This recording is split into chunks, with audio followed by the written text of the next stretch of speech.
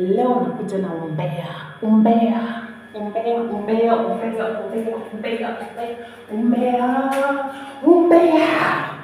Sasa nani amekosea Rick G? Ni nani amekukosea daddy? Ni nani amekukosea? Mimi kuombea, mimi ni yule msee. There is fire in the White House. Fire in the White House. Hebu tusikie Rick G anasema nini? Utakosa. Rais siku hizi kichwa yake iko tu kwa mambo ya uchumi. Anatusukuma hata sisi wengine masomo yetu iko chini, anatuambia tukue economist. Najua huyu rais ni rafiki yangu, lakini kuna bahali alinichenga kidogo. Aliponiambia nikuwe naibu wake, nilikuwa nafikiri nakuja kumsaidia kazi. Hakuniambia ya kwamba zote anataka tukue ma economist. Mambo yetu tu mambo ya uchumi kutoka asubuhi mpaka usiku. Rick G, tuambie siri, what happened? Mlikuwa mmepanga aje? Na rafiki yako?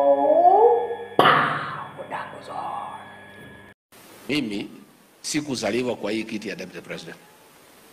Sikuzaliwa hapo, nimepata tu juzi. Miaka hii ingine yote nilikuwa nakaa tu naendelea. Ninakula na ninakunywa. Na ninaendelea na mambo yangu. Sio lazima nikae hapo milele. Kama hii kiti itapotea kwa sababu ya kusema watoto wetu hatutakubali wauziwe sumu, niko tayari. Yeni, baka ya Rick G. Mnasema nini? Baka. Mnasema nini? Baka. Hebu tuambie mnapanga aje? We will not allow our son to go through that at all. Kama mbaya, but he will not be taken through that. Hatutaruhusu. He will not be taken through that. Hakupewa kiti na mtu, alingangania. Na hicho kiti kura tulizozipiga ndizo zilimpa deputy president. And he is not a deputy president by default. Ni mpango wetu na yeye ndiye ameshikilia mlima. So, ningetaka nitangaze nikiwa hapa kwa kanisa. Madharau yoyote kwa Rigathi Gachagua ni madharau ya mlima. Kweli uongo? Kudhihakiwa ni mlima unadhihakiwa. Kweli uongo?